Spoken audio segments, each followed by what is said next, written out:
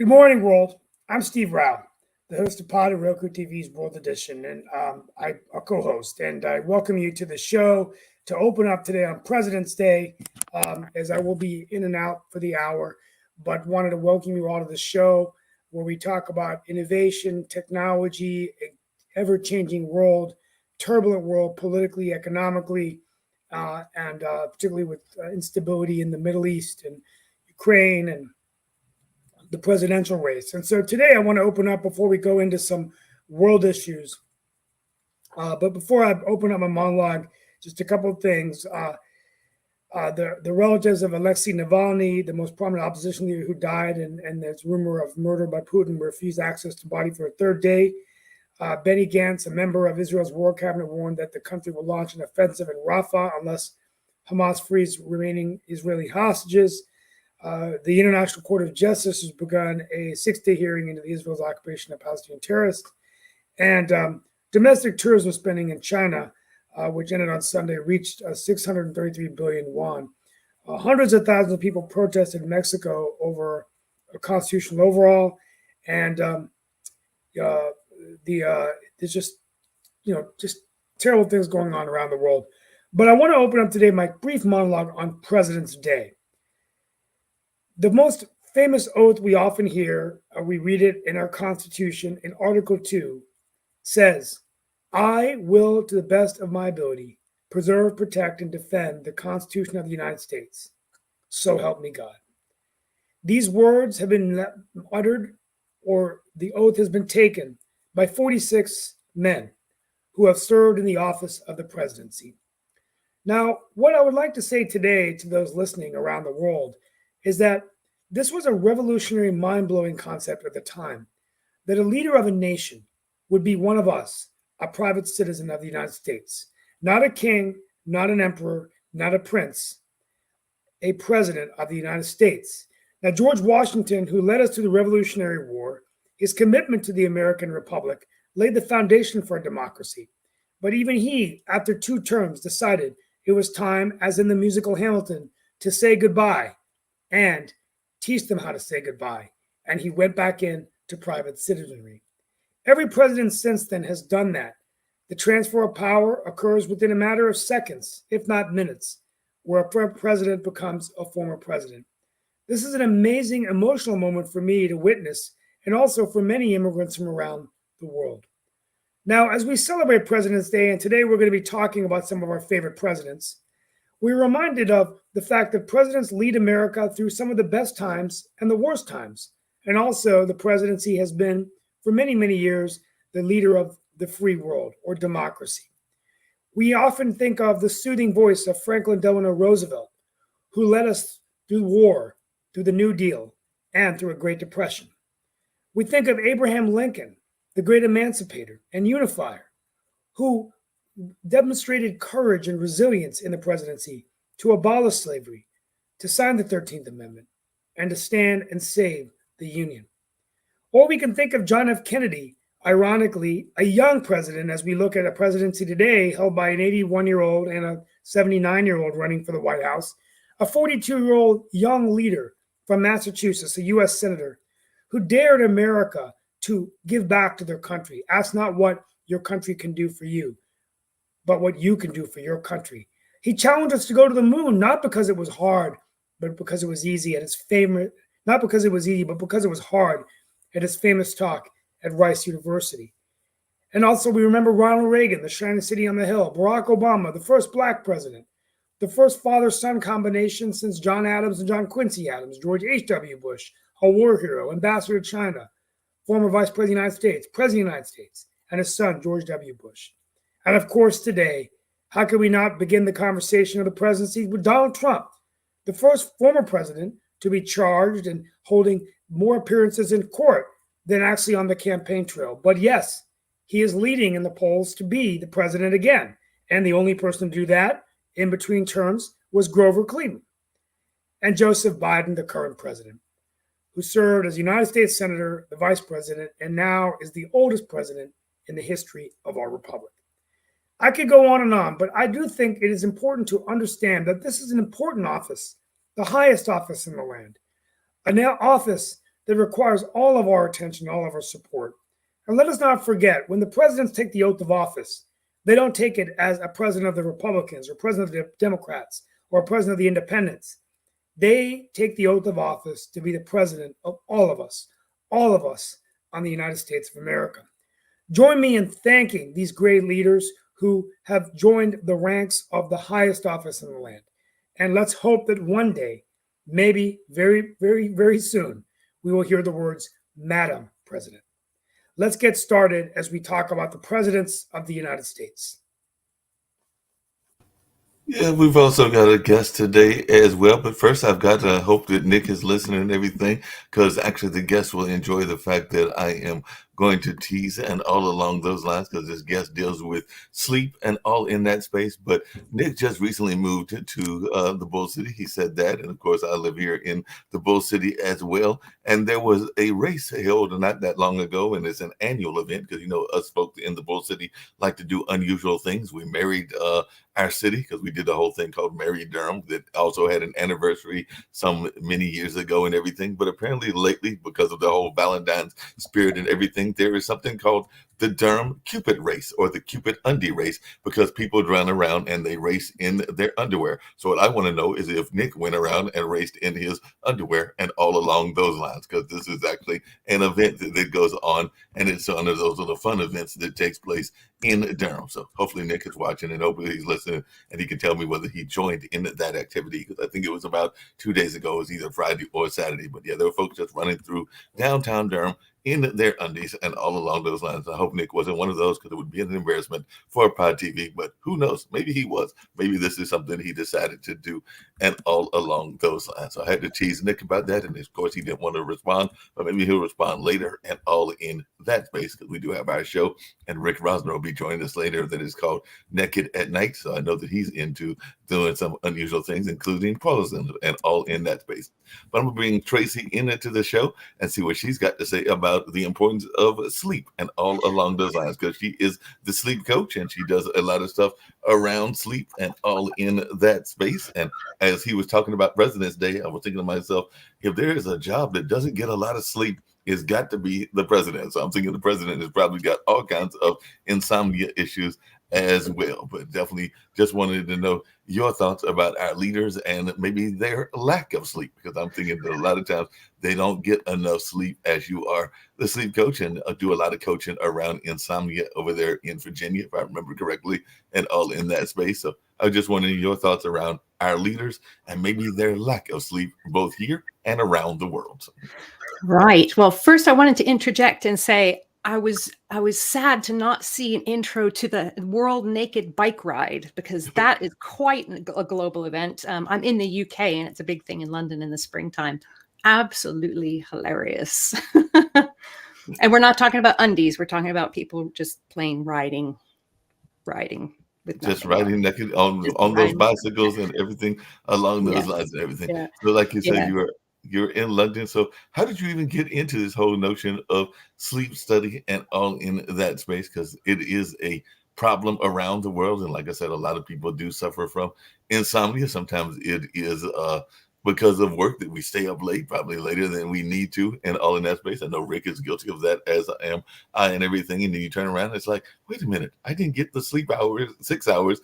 But I've even heard in some of your books that you're like, 8 hours isn't really what you need. As long as you get your amount that you need that is safe and everything, it can work. So I did hear that part of what you talk about is this notion, because some of you have a notion that you're supposed to spend 8 hours of sleep, 8 hours at work, and maybe 8 hours doing whatever else you want to do during the course of the day, including in that 24-hour span. But I just wanted your take on that.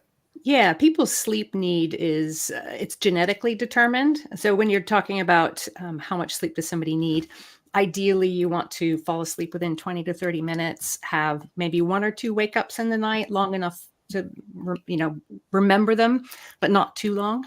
You fall back to sleep and you have enough energy to do what you need to do during the day. So for some people that's 6.5 or 7 hours. For some people like me, that's more like 9 hours. And so there's this myth that everybody should be shooting for 8 hours. So for me, 8 wouldn't be enough. For somebody who is very content and is functioning really well on 7 hours, what happens is if that person tries to get an extra hour by laying in bed, they're not able to generate sleep during that time. They can actually develop insomnia when they had perfectly adequate sleep beforehand. A lot of the messaging around sleep and health and sleep in this 8-hour myth actually creates a lot more problems than it solves. All those messages are geared toward people who sleep procrastinate, maybe like yourself. You stay up late and you're working on projects, or you get up 2 hours early to work on something, and you do that really consistently.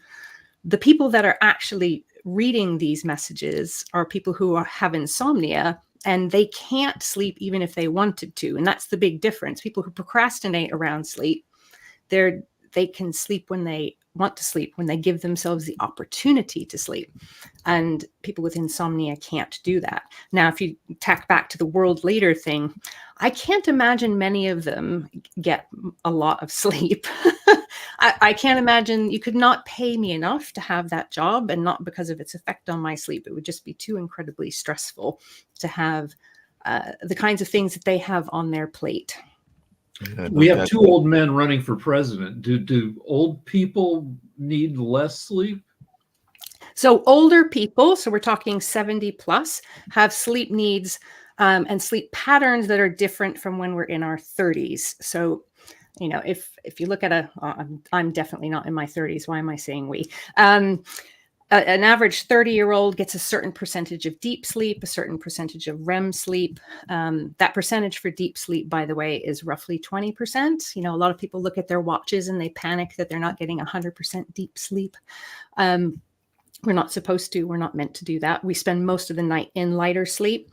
And as we age, we spend more time in lighter sleep and less time in deeper sleep. The function of that deep sleep, still a lot of research to be done around what actually happens. The same thing with REM sleep, but older adults don't need as much as younger adults do. If you look at babies, they're just deep sleeping all the time. And it doesn't take very long for them to become sleepy enough to sleep again. Whereas the opposite happens, as on the other end of the spectrum, we have to be awake a lot longer to generate the drive for sleep that allows us to sleep in the block of time that's suitable for us. Well, that seems like an advantage for having an old president, because you can get 2 more hours of work out of him every day. Might be an interesting thing. One of the things you talk about, Tracy, and I'd love to hear your thoughts about this, is because I've never heard this term before. Maybe it's because I don't study sleep as much as you do. But what is a racing brain, and why does it happen so readily at night, and what can be done about it? I'm guessing that it is your brain just kind of like racing around and thinking of different ideas. Like you said, maybe you're thinking about things that you were going to do in the following morning, or maybe you're even thinking about things that you're going to do in your relationship space and a number of other things, because your brain can race on all kinds of things at the nighttime. But what exactly does the term racing brain mean? And for those that are watching, and I know most folks know what insomnia is, but there might be some people that are watching that are going like, what is this insomnia that I keep hearing about? Because they're always here in the United States, medications and medications that are prescribed that are talking about this will help you with your insomnia. And some people are probably going like, I think I've got insomnia. I don't know if I've got insomnia. So what exactly is insomnia? Such a good question. So a lot of people think of the word insomnia and they think of sleeping troubles. And there's actually over 85 different sleeping disorders. Insomnia is different from the majority of them. So insomnia is having difficulty falling asleep, staying asleep, waking up early, and having unrefreshing sleep. But if you think about that, you could have difficulty falling asleep, staying asleep for short periods of time because you're really stressed out. That wouldn't necessarily be considered insomnia. And you could also have sleeping difficulty because of one of the other 84 sleep disorders, right? The thing that characterizes insomnia and makes it different from the other sleep disorders tends to show up in what we call pathological sleepiness during the day. Insomnia presents as being tired and wired, and people who are more prone to anxiety, panic, who have perfectionistic tendencies, more prone to having insomnia, but they will be wired. They won't be able to sleep very well, and they also are wired during the day, whereas people who have other kinds of sleep disorders tend to be really sleepy during the day, so they will be nodding off, dozing off. They usually have no problem falling asleep. sometimes people can have insomnia and another sleep disorder as well, which makes things a little bit complicated. But something that does feature in a lot of people with insomnia is this racing brain concept. It is a feature of the anxious brain in combination with the fact that our executive functions and our ability to self-censor ourselves is a bit sleepy. It's not functioning at a 100%. This will be classically the person who wakes up in the middle of the night and thinks about all the things that they can do nothing about. The meeting that happened 15 years ago when X, Y, and Z happened, or the thing that's going to happen 10 days from now, and it's going to happen no matter what they do about it. That is a certain feature of the worrying brain, and our rational brain that can cope with that during the day isn't quite as switched on in the middle of the night. Other racing elements can be task related and boundary related, like overflows from stress during the day. And that's really looking at, to prevent that from happening, it's really about stress management and boundary management during the day, at the beginning of the sleep cycle, which is actually when we first wake up in the morning. Hey, Tracy, along those same lines, Sorry. just really quickly, because I was actually going to lead into you, Rick, and everything. I know that sometimes Rick is very much concerned, and he sometimes gets into these political debates. We do a show that he just taped last night. I was helping produce it, called Naked at Night, where it's him and a gentleman that is on the opposite end of the political spectrum. So I do know sometimes he is having these debates sometimes with people either on this particular show or even on Twitter and on other social medias that are probably causing him to worry about their stances and everything. So I'm thinking that's one of those things that you're talking about when you're talking about people that are fretting over things that may not be in their control. Absolutely. I can't tell you, even as a sleep therapist, how much sleep I lost in the last US election. And I have carefully curated my social media feed so that I can seek out information and it is not going to be blasting me in the face all of the time, because it more than its effect on my sleep, just my mental well-being in general. So that means that you've seen an uptick in anxiety-related sleep disorders. Now, does having a sleep in America, like I'm always complaining that like a chunk of the population has been driven crazy by social media carried propaganda. Does being sleep deprived make you more vulnerable to propaganda and being driven crazy by your Insta feed? It's a bit of a vicious circle, isn't it? Because the less well we sleep, particularly if it's kind of longer term loss of sleep, the less able we are to think laterally or think outside the box. The more our brain wants to take shortcuts, and what feeds that tendency better than 30-second sound bites, right? And spin, and like you're saying, propaganda. It's just easier than having to think through things in a more complex and nuanced way, which is what most of the topics actually deserve. It's just harder. And then, of course, you don't know what's going on, and you kind of get whipped up in the frenzy, and then you sleep even more poorly. So it sounds like you're recommending a social media diet. I think social media detoxes are really, really helpful. But I mean, even myself, I run my business online. I can't do a total detox, but what I have done over the course of the last year, and what I help people do, is curate a feed that promotes good boundaries and good mental well-being during the day. Because there is a lot of information out there that comes at us from all kinds of directions. We tend to use apps and things that feed us what we want to hear. Those who have energy enough to go out and research and look at things kind of from around different angles and different corners can see kind of different perspectives. But I think the bottom line is that social media feeds a tribalism that creates a lot of anxiety, because we are living in a society where everybody has to ideally, well, the alternative really is kind of crappy, to work together. I'm an American expat. I'm very interested in American politics.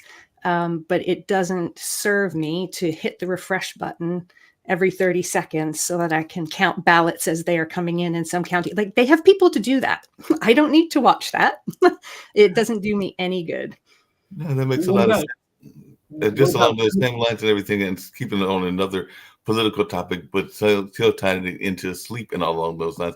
There is a whole lot of discussion here about the border and all along those lines. And there are cultures that are very much nap driven. I mean, definitely, if you think about Latin American, I'm not being overly stereotypical, but there is definitely this notion of a siesta or a nap in the middle of the day and everything. And I just wondering your thoughts about this, whether it's cultures that do that, and they're not the only ones, those in Latin America. There are a number of other ones, including some in Africa, that do the same as well. So are naps a good thing? Because like I said, we've been having all these conversations around what's going on in the border, but I would think that that would be a positive export, for lack of a better term, that people might be able to take and everything. But like I said, a little self-care time to cut out, to kind of cut away a little time from the 23-hour workday, I think. yes. Yeah, there are a lot of cultural differences in acceptability of things like naps. I think here in the UK, the idea of embracing a power nap so that you can then work more is a bit of a thing. Naps, if they are short, are not necessarily a problem for people who are sleeping well otherwise, but they can be risky for people who aren't sleeping well at night because they take a dent out of our biological sleep drive, particularly if they start getting long or late in the day, which is when people who aren't sleeping well tend to run out of energy. So it's important to manage naps or avoid them in those circumstances. But I'm a big fan of a 22-minute nap for myself in the middle of the afternoon. It helps refresh me, take the edge off of any sleepiness. Yeah. Sleep, it's a biological need, but with all of these things, there are overlays. So I spent a little bit of time in Spain. I don't eat dinner until like 11 o'clock at night. And I can tell you that I'm in bed here, fast asleep at 9. Things are just different in different places, but we all have the same biological need. How it gets expressed is a little bit different from place to place. No, that makes What sense. about- I'm sorry. Tracy asked Lee Newton Rose asked Tracy 2 questions, and I'd love to hear her thoughts about it. And one of them I kind of alluded to and everything, but he was welcoming, and he's one of our other panelists, and he might come on camera later and everything. But he was asking, is there a minimum number of hours that of sleep that the body needs? And he also was wondering, and I don't know if this is because of a personal need or just his wondering and everything, what causes sleepwalking? Right. So the minimum hours is less important than the quality of sleep. And so if we go back to, roughly, if a person's getting decent quality sleep, how much sleep does a person need? It's really very individual. You want to see this person falling asleep no more than 30 minutes. It's a little bit older. It takes a little bit longer as you get a little bit older. 20 minutes or less is great. Wake a couple of times in the night long enough to remember it. We actually wake up multiple times. We just don't remember it. That's our safety system scanning for lions and tigers. We can actually train ourselves to wake up for long periods at night at the same time of night by having a reaction that's negative to one of these normal wakings. Wake up a couple times, take 10, 15 minutes to fall back to sleep, and wake up in the day and have the energy that you need. Whatever that number is the number for that person. And again, it's assuming a decent sleep quality. You can have somebody who sleeps for 6.5 hours and sleeps really, really well and functions really well during the day. You can have another person who sleeps 8 hours, really choppy, really light sleep, and doesn't function very well during the day. I think chasing the numbers is risky. And unfortunately, these sorts of things tend to promote us trying to chase numbers and create more problems than solves. In terms of sleepwalking, that's a completely different sleep disorder. It tends to happen in stage 3 sleep. It's in a group of disorders called parasomnias, and those are usually managed medically rather than with sleep therapy. What about COVID and sleep disturbance? Very common. First, there was a lot of anxiety around COVID, which created sleep disturbances, particularly people who are having longer after effects from COVID are having ongoing sleeping issues. And can you use the same methods that you'd use with other sleep disorders to help them? Similar to insomnia, yes. Other sleep disorders tend to be treated medically. It's really interesting when I go home to visit my folks in the States. There's all these pharma adverts on TV, and they're not allowed here. It's a very, very big difference. There's also no political adverts allowed either. So there's all this messaging that you need to take this medication, but actually, if you ask that doctor to look up the guidelines on the care and treatment of a person with chronic insomnia, medication is not the first thing on the list. It's just the easiest thing to deliver. Cognitive behavioral therapy for insomnia is the number one recommended intervention. All sleep associations around the world, all major medical associations around the world, including in the United States. But it takes time to deliver, and it takes people to deliver it. And there's not enough people, but there's certainly enough medication. Yeah, just really quickly, 'cause I know that one of the other things that you talk about, and I know a lot of people are concerned about it because a lot of times we pay attention to our dreams and we love the positive dreams. But yeah, sometimes in the middle of the night, you can have those lovely things called nightmares. And I was just wondering your thoughts around nightmares and whether they can be treated. And if so, how they can be treated. Because I know sometimes people, maybe they watch some scary movie and that brought them into the nightmare, or maybe they're having that anxiety that is creating the nightmare as well. But I just wondering because a lot of people are probably watching and thinking, hey, I don't mind the positive dreams. It's the nightmares that I don't want to be having. Such a good question. We do carry our stress, and I certainly know that if I watch something that might be a little bit provocative before bed, the themes will appear in my dreams. But if people are having repetitive nightmares, there is actually a behavioral sleep medicine approach called imagery rehearsal therapy. It's sometimes called slightly different things in different places, but it's incredibly effective for rewiring and rewriting those dreams. If we look at a habitual dream as a bit of a habit loop, all of us have habits that are triggered by some sort of thing that happens, and then we have a response to it. The same thing happens with nightmares. If they are triggered over and over and over, they become a bit of a habit. We don't necessarily know what's triggering it necessarily. It's easier when people are stressed out. Because we don't know what the exact trigger is because we're asleep when it happens. But we can work on changing the rest of that habit loop. And that's what imagery rehearsal therapy does. And it's very effective. I've used it on myself as well for repetitive nightmares. Yeah. Just really quickly, what are some of the sleep myths and everything? Because I'm thinking that there are probably a lot of myths that exist about sleep and everything. And I do know, and this is a separate issue, that some people are concerned when their sleep is interrupted. And I do know that sometimes if people are having health issues, they may be getting up in the middle of the night as the call of nature does come in to play. And sometimes that is health related as well. But I was just wondering your thoughts around interrupted sleep and all in that space.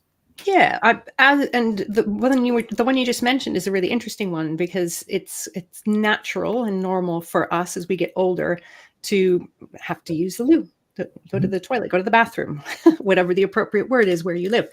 That's because all kinds of systems in our body run on 24, 25-hour clocks.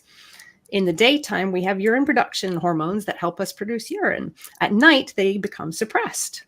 Well, that system doesn't work quite so well when we get older. And so we have to get up and we have to go to the bathroom. The wake up isn't as much of a problem as if you're then awake and you're awake for 2 hours. That is more the issue. Same thing with women who are perimenopausal or menopausal might wake up because they have a hot flush.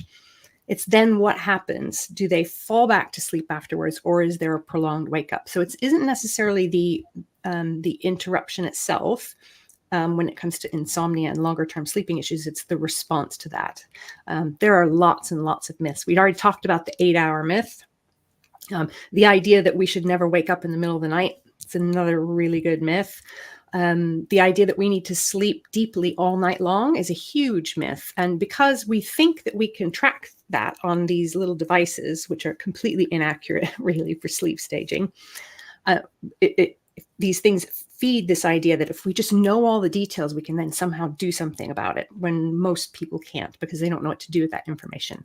We spend 60 to 70% of the night in stage 1 and stage 2 sleep, in light sleep, and that is normal. And so it's normal to be woken up. It's normal to wake up. We go through these cycles where we come up and then we go down into deeper sleep, and we come up and then we go back down into deeper sleep.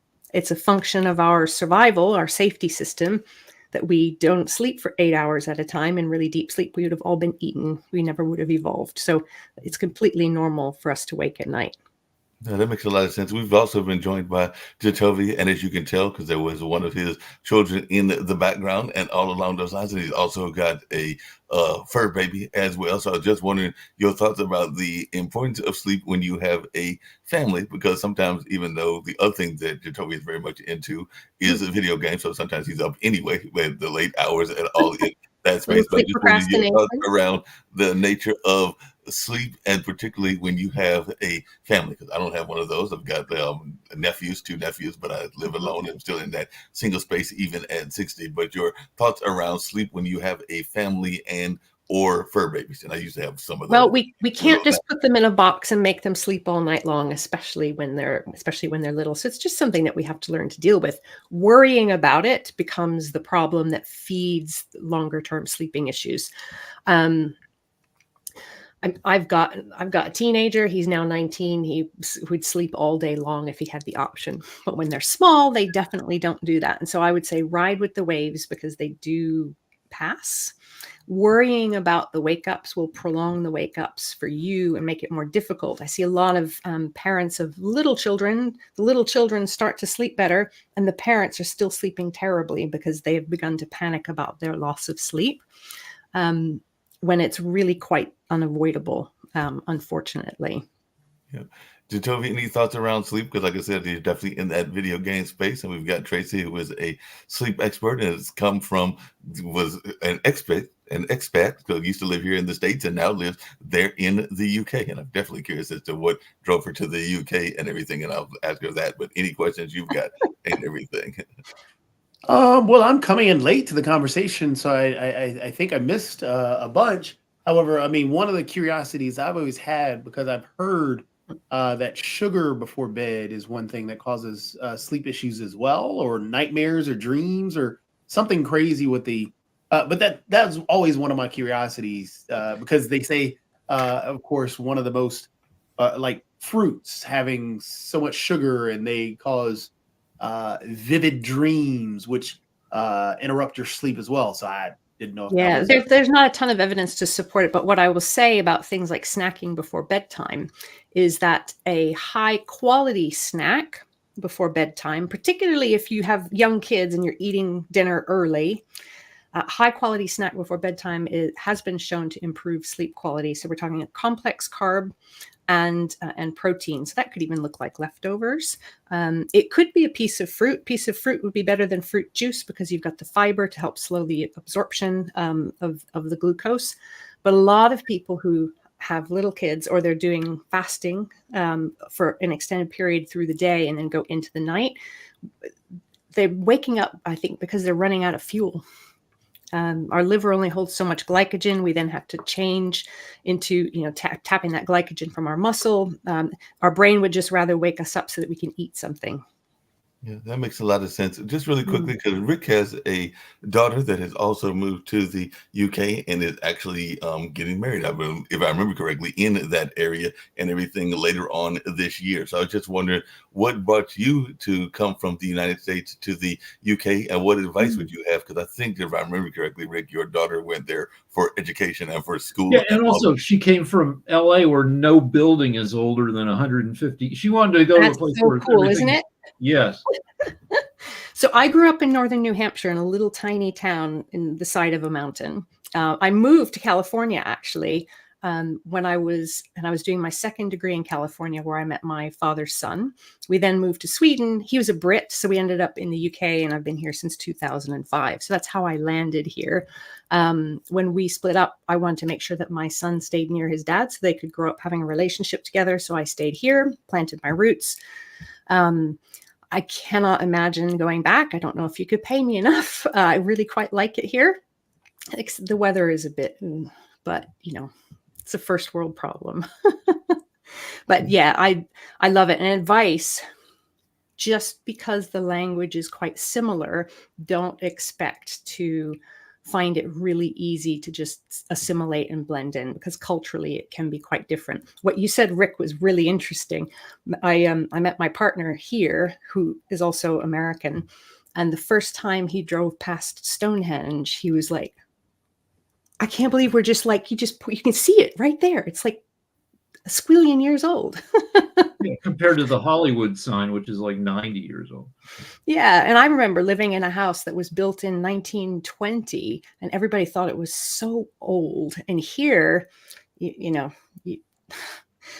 most places in London were built in the 1800s.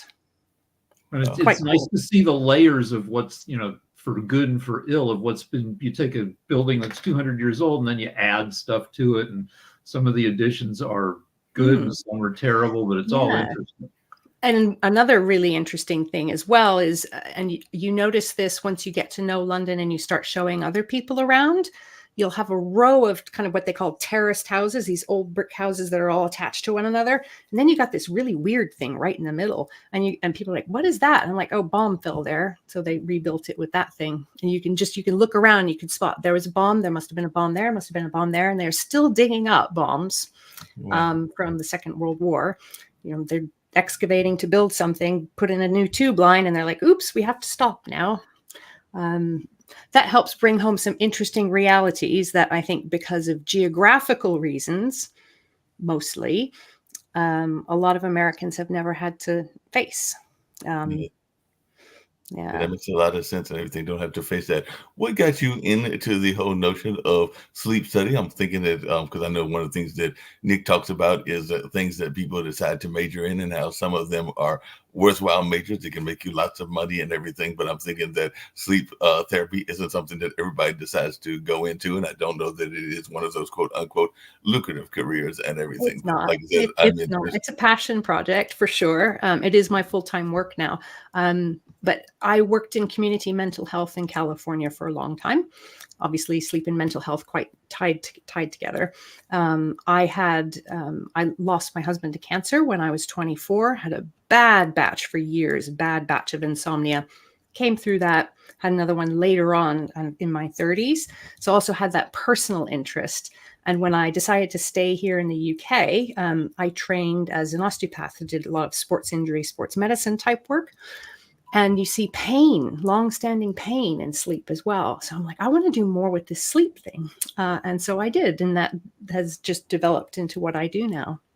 But I'm thinking, because you just mentioned sports, and of course, we just recently had the Super Bowl, and I'm thinking, and of course, the NBA All-Star game as well. But I'm thinking that the athletes probably don't get a lot of sleep either. So since you did some work in that field, I was wondering your thoughts around that, because I'm thinking a lot of times they are too busy stressing over their plays and the plays sheets that they have to learn, whether that's soccer, whether that's football, or even hockey, and a number of other things. So I'm thinking that a lot of times they are stressing over the game, and they probably aren't getting a lot of sleep either. And then, of course, they've got the groupies, whether they are in sports or in entertainment, that might be causing a lack of sleep as well. So I just wanted your take on working with the athletes and their sleep habits.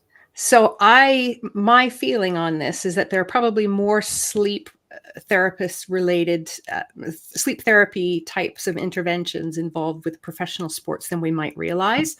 Certainly here, I know a couple of sleep therapists who exclusively work with professional football teams. And yeah, it obviously is important for performance, for recovery, for dealing with the stress as effectively as possible. But I don't know about entertainers, but certainly with professional sports teams, they probably have a sports psychologist who is on staff, or somebody they consult with who is probably also trained in sleep. Do you think there's enough sleep? Because there's a major thing that I know Jatovi's involved with, which is esports, which is a big business and actually makes more than all three of our major sports combined. I don't know if it makes as much as soccer, because soccer is definitely worldwide, or as much as cricket and some of the other more sports. It does? Okay. It is gaming itself is $200+ billion. Nothing touches that. And it's only growing, and it grows 40% every year. So with that in mind, do you think that there is with that in mind, do you think, because a lot of times gamers are up late night? I know my brother is, I know that Jatovi is as well and everything. So do you think that there is enough sleep studies done in the sense of the esports industry, or have you done any work in that space, Tracy? I have not, but I actually have colleagues who have done ergonomics workshops for people who are involved in esports professionally.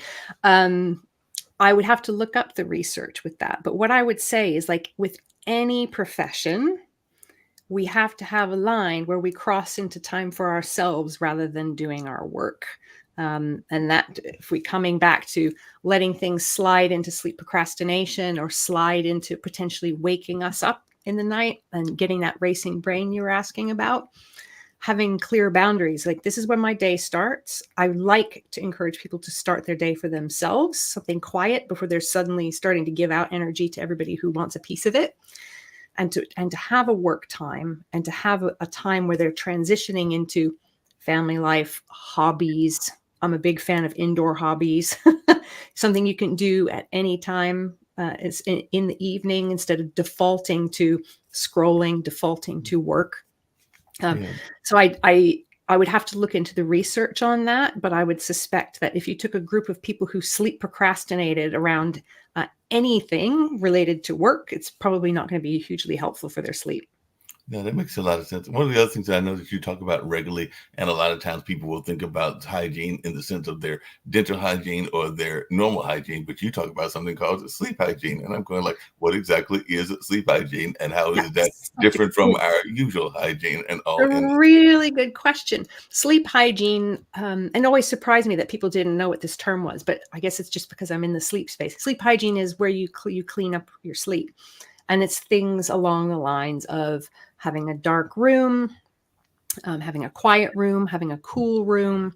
It's about management of external things that can impact your sleep. Now, if you get a handout or you look something up or you get something from your doctor or your GP, it's probably going to also start saying things like, if you're having difficulty sleeping, wake up at a consistent time of day. That's actually from cognitive behavioral therapy for insomnia rather than sleep hygiene. It's not a problem that it gets put in there. But the issue with sleep hygiene is once somebody has insomnia, they're dealing with sleep difficulties that are being generated from the inside, not from the outside. I've had my clients, most of them have better sleep hygiene than I do. I am standing in my bedroom. This is my window. It's late afternoon. I got lots of light coming in. We never shut this. We don't need darkness to sleep. But if you are concerned about being woken up from the outside, sleep quality improves if you're sleeping in a dark room. There's a difference between preventing light from coming in and waking you and having your blind pulled than to take duct tape and like stick the blind to the side of the wall to prevent any photon of light coming in, because it's the fear of the light and it's the fear of being awake at night that's keeping that person awake in that scenario, not the light itself. And so if you're looking at the research, sleep hygiene interventions in and of themselves are not shown to be effective once somebody actually has insomnia. It's good for improving a little sleep quality, tidying up around the edges. But like any good thing that's good when done in moderation, going overboard, making it complicated, just backfires. Just really quick, What I about- did see Rick's hand and everything, so I'm going to get to your question. But one of the things I was curious about is there are a number of things that you'll see in social media, particularly on Facebook and everything, about these lovely apps. It's like the running water or the other things that are supposed to enhance your sleep and everything. And I was just wondering, are you a proponent of those, or are they just kind of tools that do work sometimes but don't work all the time? Because I do know a number of friends that have loved to say that they go to sleep off of one of those phone apps that might be something that is a soothing sound of one sort or another, whether that is a creak or whether that is something else that is giving them that nature kind of therapy. I think the intent of these things is what's important. So if you enjoy listening to the sound and maybe it helps drown out some of the external sounds. I know for myself, I'm a really light sleeper. So if it's noisy outside, if there's a big storm, there's lots of wind and lots of racket, I like to have some sound to help drown the sound out. That's not a problem. But what would happen is if I didn't have my headphones and I started to panic about not sleeping, that's where the difference is. The intent is it there to help me relax and occupy my mind, and it's a bit of an enjoyable time as I fall asleep? Or is it there to protect my sleep, and it will be a disaster if it doesn't work? There's a big difference there. So I think it's a neutral thing in and of itself. How it gets used and why it gets used is what's important. I personally like thunder sounds. Two questions. One is, what about using sex as a sleeping pill? And two, is new stuff coming? Like, is there a part of the brain where you could use transcranial induction to, put on a helmet and it'll stimulate the part of your brain that tells you to go to sleep? So, second question, not sure where that is at the minute. I saw something about alpha cranial stimulation. I don't know if it's going to be transcranial stimulation, how it works, but it's currently not recommended. Who knows what's going to happen in the future? Sex as a sleep effort is what we'll call it. I think if you're having sex and you're enjoying having sex, there's absolutely nothing wrong with enjoying your waking time. If you're using it to try to make sleep happen, there's too much pressure on the sleep element. if you see what I mean. That's where that intent piece comes in. It's a neutral event in and of itself. If you would have sex during the afternoon or sex in the morning, it just happens to be at night and you happen to have a good sleep afterwards, that's great. But if you're not going to have sex before you go to sleep, are you then going to be panicking that you won't sleep? That's where it becomes more of a sleep effort. And when we're doing anything to try to force sleep to happen, we're telling that part of our brain that thinks it's protecting us that we're in danger if we don't sleep. And so if we have high arousal and we're worried, sleep won't function. So how do you reduce that? Like I can't sleep the day before I fly, the night before. It's like, and then it'll get to be like 2 a.m. and I've got like 4 more hours to possibly sleep. And my brain's telling me, oh, you got to go to sleep now because you only have 4 and now you have 3 hours. And now you're definitely not going to sleep if you're counting down. Yeah. Mm-hmm. So, anticipatory anxiety is a real bugger for sleep. I got to say, even for myself, if I have to catch an early flight, it's because the consequences are usually high. Performance consequence or financial consequence or a logistical consequence. If I miss my flight, then I miss this and that, and it's a bit of a pain. So it's normal for high stakes things to cause a bit more arousal. And of course, if we've got that threat radar on, we're not supposed to be able to sleep very well because we might get eaten by that tiger. Was there any way to short circuit that cycle of anxiety? So the best way, I personally feel, to help short circuit that is to work on the thinking that's going into that cycle. Like, what is really the worst thing that will happen, and begin to pick that apart, because usually we are catastrophizing about the consequences of a bad night of sleep. And if you ask yourself, what's the worst thing that's going to happen? You're like, I'm going to be really exhausted. Is that worth feeding into this cycle over? Right. And so that's a process. There isn't a quick fix for that. That's a process. Accepting that some element of sleeping difficulty the night before a big event or a flight or an early start as being kind of normal. I don't like that word so much, but it's quite normal. It's quite usual, quite common.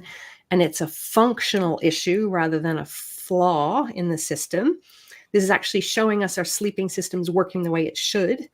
Accepting that instead of trying to struggle against it, we're going to save ourselves a lot of stress and energy. Hey, Tracy, along those same lines.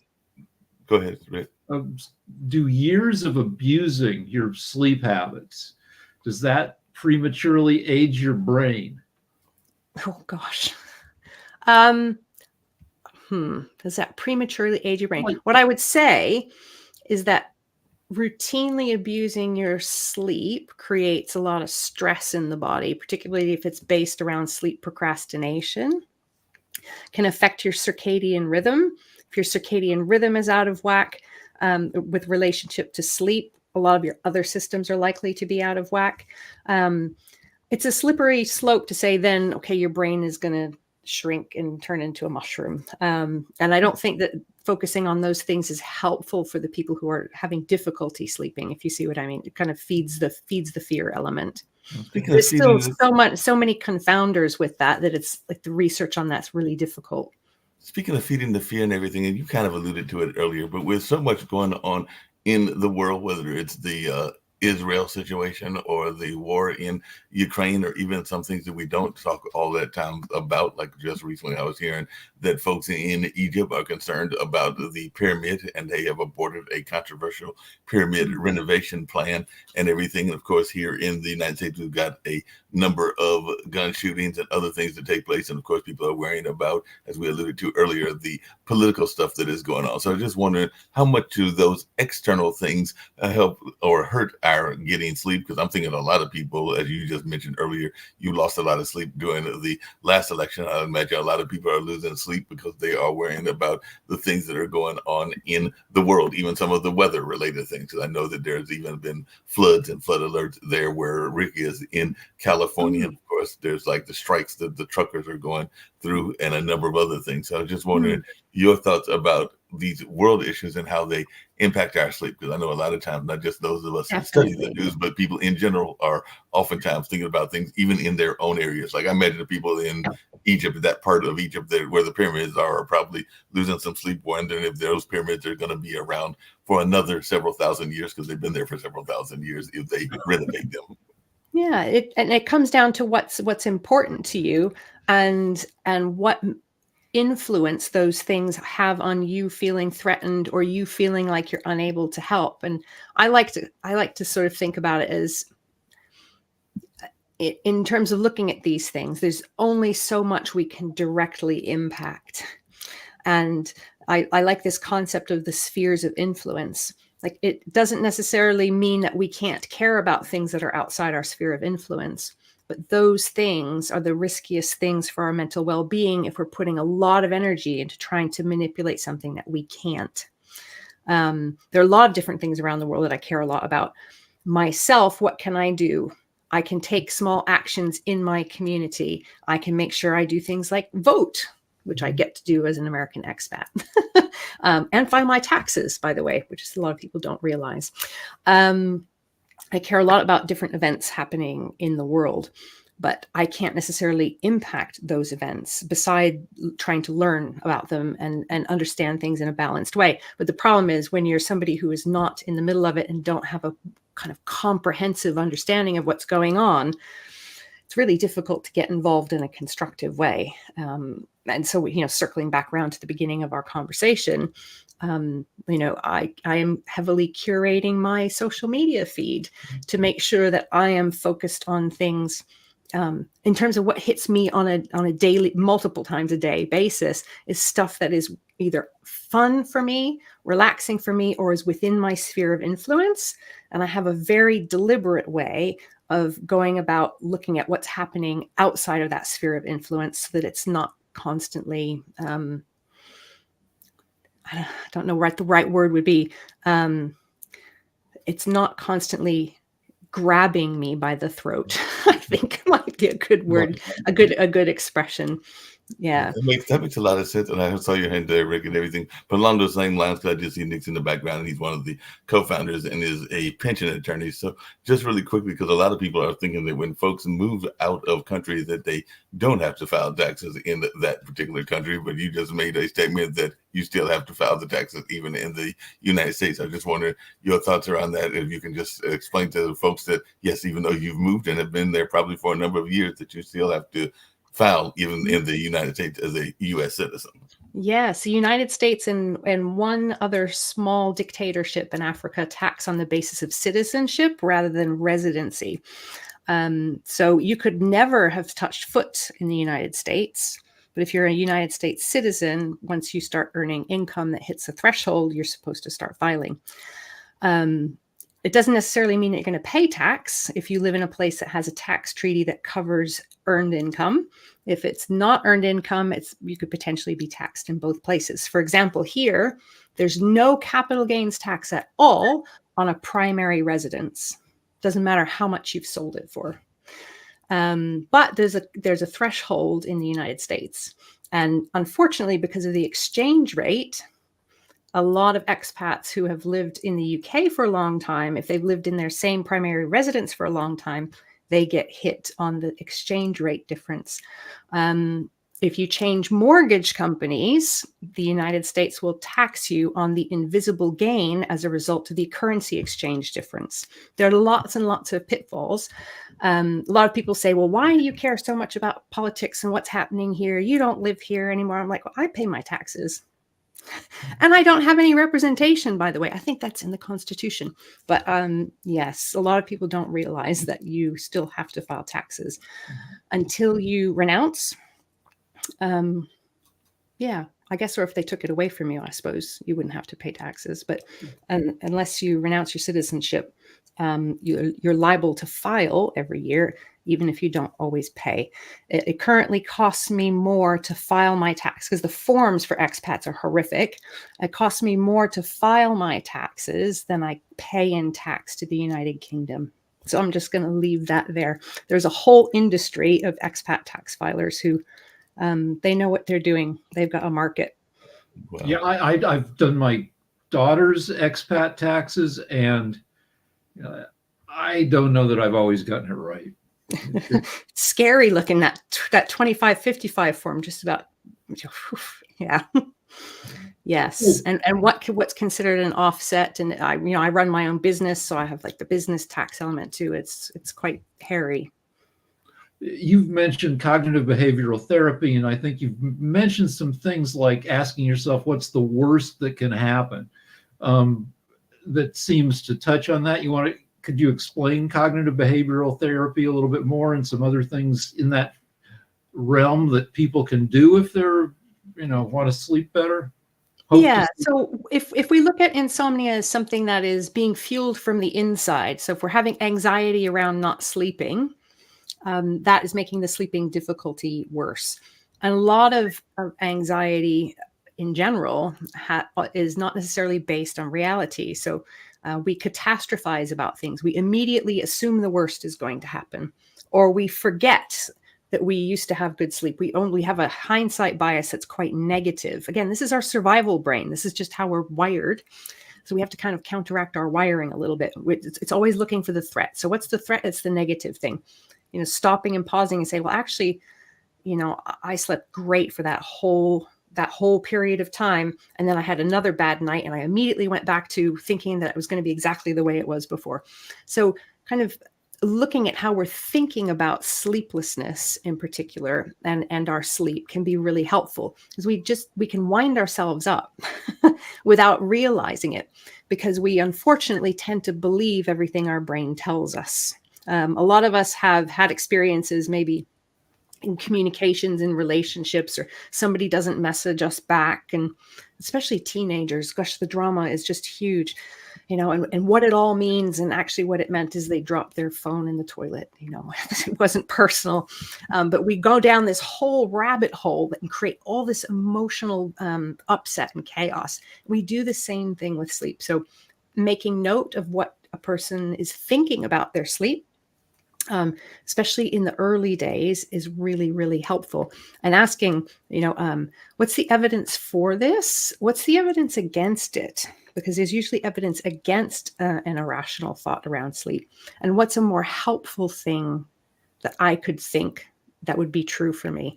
And so this can be really helpful for kind of what I call the eyebrows up element of the cognitive behavioral therapy piece.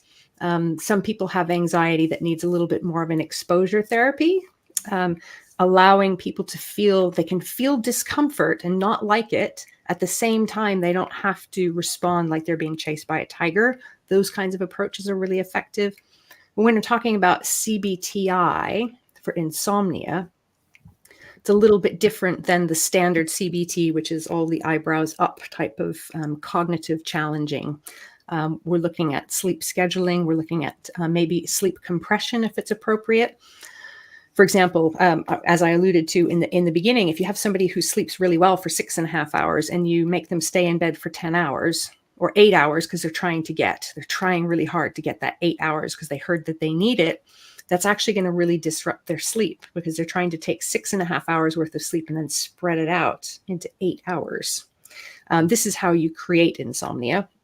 Insomnia can sometimes be helped if it's appropriate, and there are a lot of contraindications to doing it. To a little bit of compression of that time, not spending quite so much time in bed awake, can be really helpful. So there's a lot of different pillars to CBTI, but it does get confused with standard CBT, because standard CBT doesn't include the sleep-specific pieces.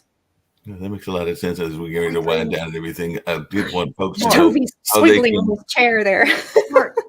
Before you, because I know since you're about to wind down and Yeah. we're coming up on this is something to end on a fun note, and this is always another big curiosity, and it's about counting sheep.